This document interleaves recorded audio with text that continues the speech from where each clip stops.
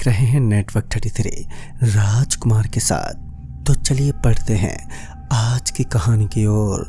दोस्तों, मेरा नाम रजनीश गुज्जर है। मैंने अपनी ज़िंदगी में ड्राइविंग के काफ़ी साल बिताए हैं।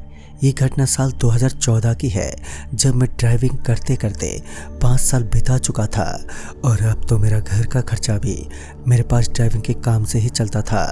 उस वक्त मैं राजघाट में बस ड्राइव करता था और वहाँ पर मेरे अलावा काफ़ी और सारे ड्राइवर भी थे, लेकिन सबसे महत्वपूर्ण भूमिका मैं ही निभाता था। उस दिन जब मैं शाम को खाना खाने के बाद बस स्टैंड पर लौटा तो कंडक्टर ने मुझे आवाज़ देते हुए कहा, अरे रजनीश, जल्दी से आ, अब बहुत लेट हो रहे हैं और आज वैसे भी हमारी बस के अंदर इंजन की कुछ बड़ी समस्या चल रही है।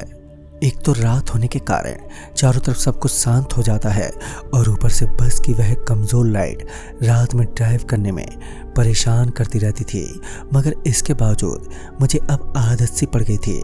लेकिन जब आज हमें काफ़ी देरी हो रही थी तो हमने बस के अंदर सवारियों की ओर अपनी निगाहें दौड़ाईं तो मैंने देखा कि बस के अंदर अब काफ़ी कम सवारियां हैं और जिसके कारण मैं बस को एक शॉर्टकट रास्ते से लेकर गुजर सकता था।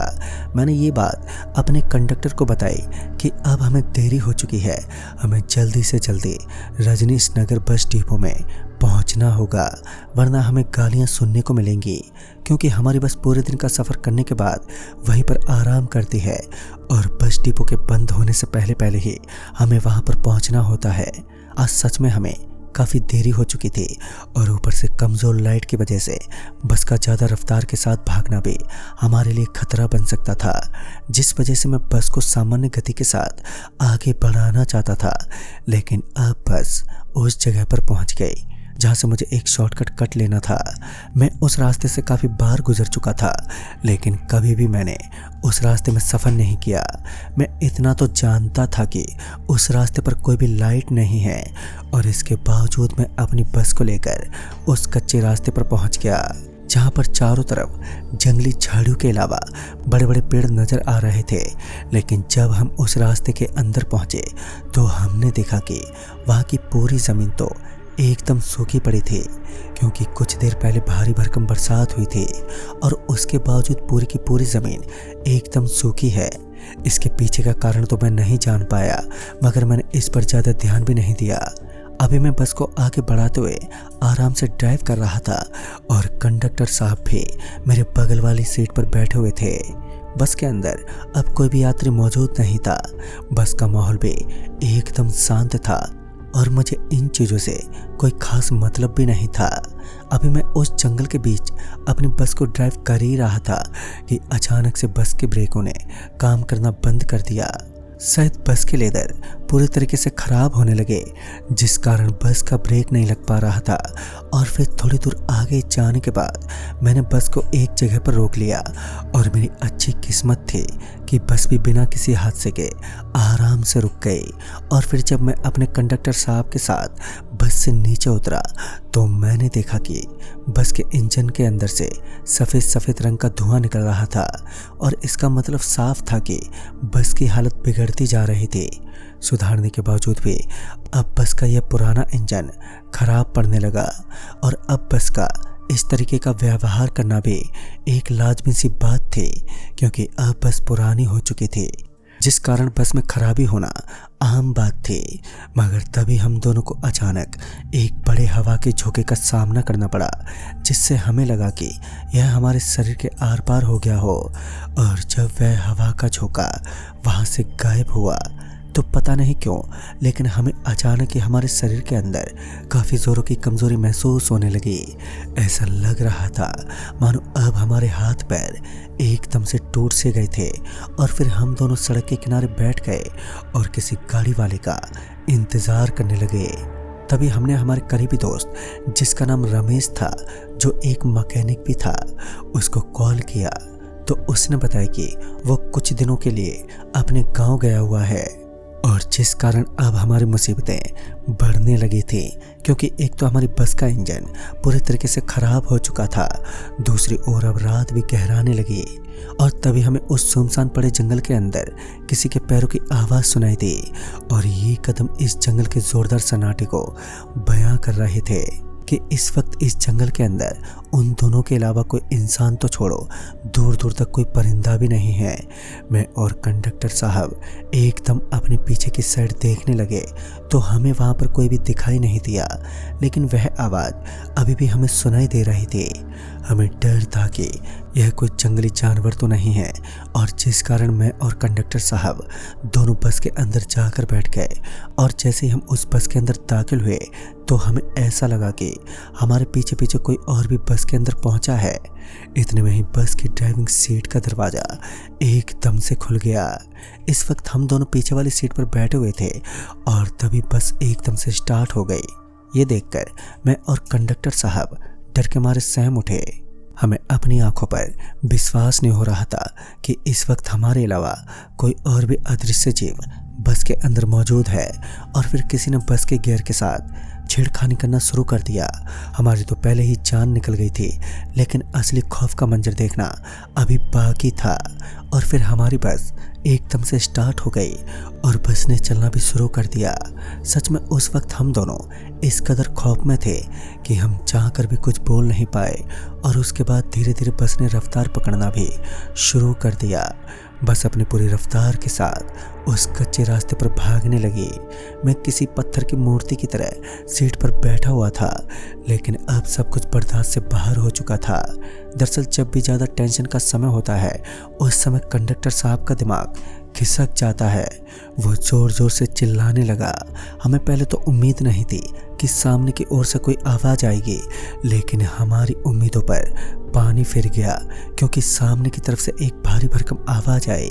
वह आवाज़ किसी बुजुर्ग आदमी की लग रही थी, जो बोल रहा था कि अब यह बस तुम्हारी मौत का दरवाज़ा पार करने के बाद ही राहत की सांस लेने वाली है। उस आदमी की बातें सच में डरा देने वाली थी।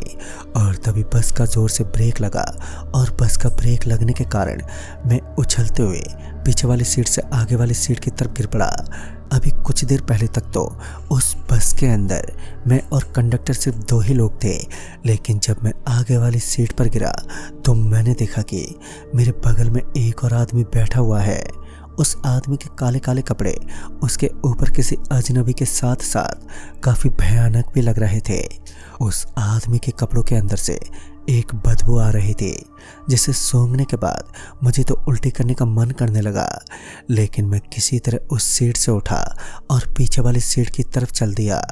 लेकिन जब मैं वापस पीछे मुड़ा तो मैंने देखा कि अब पूरी की पूरी बस सवारियों से भरी हुई थी। मुझे तो अपनी आंखों पर विश्वास नहीं हुआ।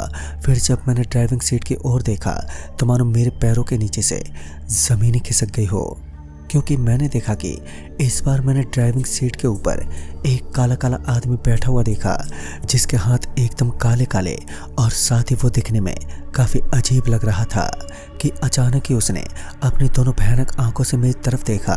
तो मैं उसे देखकर डर के मारे थर थर काँप उठा, क्योंकि उसकी दोनों आंखें बाहर जो निकली हुई थी और साथ ही उसके मुंह पर कुछ लगा हुआ था। कुछ देर के बाद ही पता नहीं क्यों, लेकिन मेरे साथ साथ कंडक्टर साहब को भी चक्कर आने लगे, जिस वजह से मेरी आंखों के सामने काला काला अंधेरा छाने लगा। और फिर मैं बेहोश होकर बस के अंदर गिर पड़ा। और फिर क्या हुआ मुझे मालूम ही नहीं, लेकिन जब मैंने अपनी आंखें खोली तो मैंने देखा कि मैं एक चार दीवारी के अंदर लेटा हुआ हूँ। और जब मेरी नज़र पास में बनी एक पत्थर जैसी चीज़ पर पड़ी तो मैंने देखा कि वहाँ पर कुछ बना हुआ था। मैं बिना कुछ सोचे समझे ज़मीन से उठा और उस पत्थर के ऊपर बैठ गया। और उसी वक्त कंडक्टर को भी होश आने लगा। और जब कंडक्टर को होश आया तो उसने मुझे आवाज़ देते हुए बोला, अबे पागल है क्या? तुम जानते भी हो कि इस वक्त तुम किस जगह पर बैठे हुए हो? मैंने अपनी गर्दन को ना में हिलाया तो उसने मुझसे कहा कि इस वक्त तुम कब्रिस्तान की एक कब्र पर बैठे हुए हो, यानी कि तुमने अपनी मौत को बुलावा दिया है। कब्र का नाम सुनते ही मेरे शरीर के रोंगटे खड़े हो गए, क्योंकि इससे पहले मैंने कभी भी कब्रिस्तान की कब्र को देखा नहीं था, जिस कारण मैं पहचान नहीं पाया।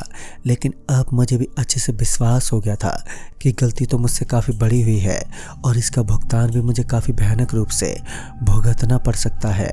और फिर मैं उस कब्र के ऊपर से उठने की कोशिश करने लगा, लेकिन अब मैं उठ नहीं पाया।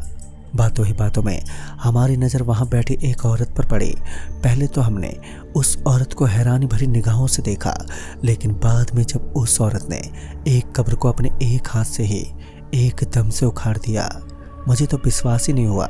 लेकिन जब उस औरत ने उस कब्र के अंदर से एक मुर्दे को निकाला और उसके हाथ को वो चबाने लगी, मैं और मेरे साथी कंडक्टर साहब हम दोनों इतने गहरे सदमे में थे कि अब हमें समझ नहीं आया कि आखिर इस कब्रिस्तान का दरवाज़ा किस तरफ है। तभी मुझे वहाँ पर एक जोरदार रोशनी नज़र आई।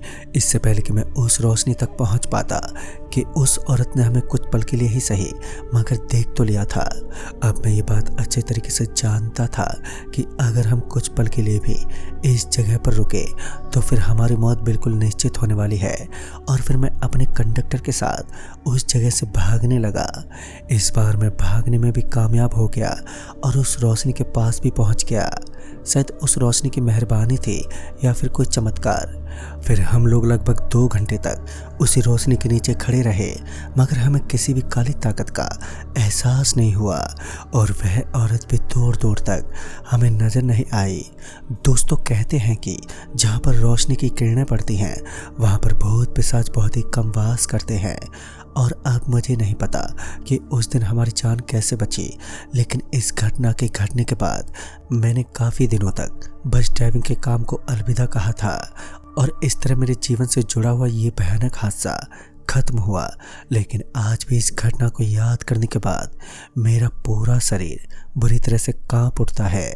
तो दोस्तों इस कहानी में बस इतना ही।